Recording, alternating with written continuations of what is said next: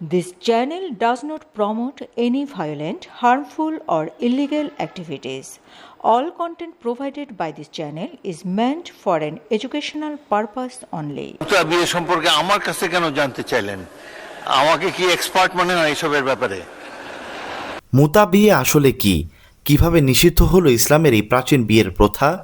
আর এই মুতা বিয়ের বিতর্কিত ডালি নিয়ে এবার স্বয়ং জাতীয় সংসদ কাঁপালেন এক এমপি। গত 18 জুন 2026-27 অর্থবছরের বাজেট অধিবেশনে হঠাৎ করে আলোচনায় উঠে এলো হেফাজত নেতা মাওলানা মামুনুল হকের ব্যক্তিগত জীবনের সেই অন্ধকার অধ্যায়। বিএনপির এক এমপি সরাসরি স্পিকারের কাছে জানতে চাইলেন, মাননীয় স্পিকার, মুতা বিয়ে কি? এরপরই সংসদে শুরু হলো সরকারি ও বিরোধী দলের তুমুল হট্টগোল ও বাদানুবাদ। মামুনুল হকের পক্ষে সাফাই গাইলেন খোদ বিরোধী দলের উপনেতা। কি ঘটেছিল সেই উত্তপ্ত অধিবেশনে? চলুন জেনে নেওয়া যাক আজকের এই স্পেশাল রিপোর্টে। ইসলামের পরিভাষায় মুতা বিয়ে হলো একটি নির্দিষ্ট মেয়াদের জন্য সাময়িক চুক্তিভিত্তিক বিয়ে, অর্থাৎ বিয়ের আগেই সময় নির্ধারণ করা থাকে, যেমন 1 মাস, 1 সপ্তাহ বা কয়েকদিনের জন্য একজন পার্টনার বা সঙ্গী খুঁজে নেওয়া।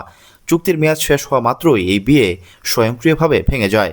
ইসলামের প্রাথমিক যুগে, বিশেষ করে যুদ্ধের ময়দানে দীর্ঘ প্রবাস জীবনে মুসলিম পুরুষদের জন্য এটি সাময়িকভাবে জায়েজ ছিল, কিন্তু পরবর্তীতে মহানবী হযরত মুহাম্মদ সাল্লাল্লাহু আলাইহি ওয়াসাল্লাম খাইবারের যুদ্ধ ও মক্কা বিজয়ের দিন এটিকে কঠোরভাবে এবং চিরতরে হারাম ও নিষিদ্ধ ঘোষণা করেন।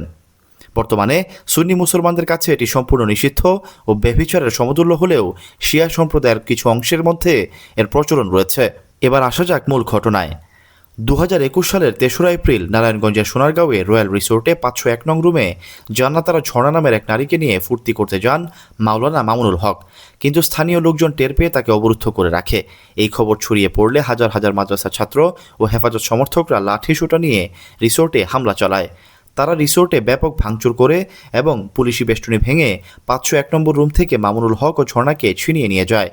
এরপর সামাজিক যোগাযোগ মাধ্যমে ও ট্রল সংস্কৃতিতে হেফাজত নেতা মামুনুল হক 501 হুজুর নামে পরিচিতি পায়। গত 18 জুন 2026 বৃহস্পতিবার জাতীয় সংসদের বাজেট অধিবেশনের 10ম দিনে ঢাকা 1 আসনের বিএনপির সংসদ সদস্য খন্দকার আবু আশফাক বক্তব্য দিতে দাঁড়ান। বাজেট আলোচনার এক পর্যায়ে তিনি হঠাৎ প্রসঙ্গ পাল্টে হেফাজত নেতা মামুনুল হকের উপর চড়াও হন।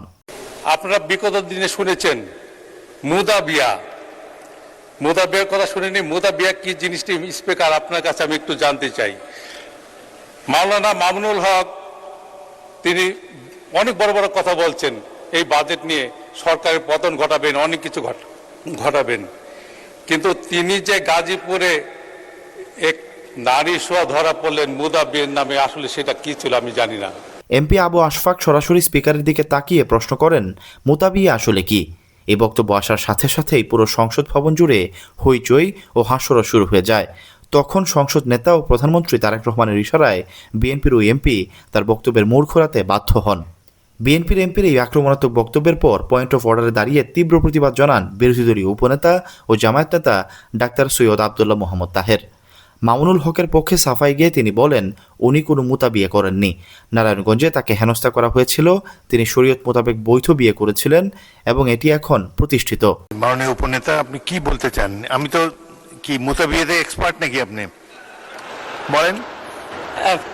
মুতা বিয়েতে আমি এক্সপার্ট না, তবে কনসেপ্টের ব্যাপারে আমি জানি। প্রথম কথা হচ্ছে, মাননীয় স্পিকার আপনি খুব রাইটলি বলেছেন, যিনি এখানে উপস্থিত নাই তার ব্যাপারে এই ধরনের আলোচনা তো এখানে হওয়ার সমীচীন না। আমি আশা করি আর মামুনুল হক সাহেবের ব্যাপারে যে তথ্য দিয়েছে এটা একেবারেই ভুল তথ্য। উনি কোনো মুতা বিবাহ করেন নাই, গাজীপুরে কোনো জায়গায় এরকম কোনো ঘটনা ঘটে নাই। যেটা হ্যারাস করা হয়েছিল নারায়ণগঞ্জে, ওনাকে উনি বিয়ে করেছিলেন এবং এটা এখন এস্টাবলিশ আছে। তা বিয়ে করার তো জায়েজ। আমি মাননীয় স্পিকার, জামায়াতের আরেক এমপি মুজিবুর রহমানও বলেন, মুতা বিয়ে এখন ইসলামের সম্পূর্ণ হারাম। বিরোধী দলের পাশাপাশি সংসদের চিফ হুইপ নুরুল ইসলামও এই অসংসদীয় বক্তব্য কার্যবিবরণী থেকে বাদ দেওয়ার অনুরোধ করেন। সব শুনে স্পিকার হাফিজউদ্দিন আহমদ বীর বিক্রম কড়া রুলিং জারি করেন। তিনি ক্ষোভ প্রকাশ করে বলেন, মুতা বিয়ে সম্পর্কে আমার কাছে কেন জানতে চাইলেন? আমাকে কি এসবের বিশেষজ্ঞ মনে হয়? স্পিকার সাফ জানিয়ে দেন, একজন রাজনৈতিক নেতার জীবনের অন্ধকার অংশ সংসদে আলোচিত হোক তা আমি চাই না। মাননীয় সদস্য, অপ্রাসঙ্গিক কোনো বিষয় বক্তব্যে না নাই ভালো। একজন রাজনৈতিক নেতার পরকীয়া সম্পর্কে আপনি মন্তব্য করেছেন, সাধারণত নিয়ম হলো যে যার এখানে এসে জবাব দেওয়ার সুযোগ নাই তার সম্বন্ধে অভিযোগ তোলা সংসদে সমীচীন নয়। 2 নম্বর, আপনারা মুতা বিয়ে সম্পর্কে আমার কাছে কেন জানতে চাইলেন? আমাকে কি এক্সপার্ট মনে হয় এসবের ব্যাপারে? মুতা বিয়ে হলো সম্ভবত কেউ যদি বিদেশে যায়, বিদেশে অবস্থানকালে হয়তো টেম্পোরারিলি 1 মাসের জন্য বিদেশে গেল, আগের কালে নিয়ম ছিল 1 মাসের জন্য তিনি একটা সোকল্ড বিয়ে করতে পারতেন বা একজন পার্টনার খুঁজে নিতে পারতেন, এটাই আমার ধারণা। তবে এগুলো নিয়ে সংসদে আলাপ আলোচনা না হয় ভালো, আর অপ্রাসঙ্গিক কোনো কিছু অনুগ্রহ করে এখানে তুলবেন না। দর্শক, দেশের বাজেট অধিবেশনের মতো গুরুত্বপূর্ণ জায়গায় একজন ধর্মীয় ও রাজনৈতিক নেতার ব্যক্তিগত জীবনের মুতাবিয়ের বিতর্ক টেনে আনা কি ঠিক হয়েছে?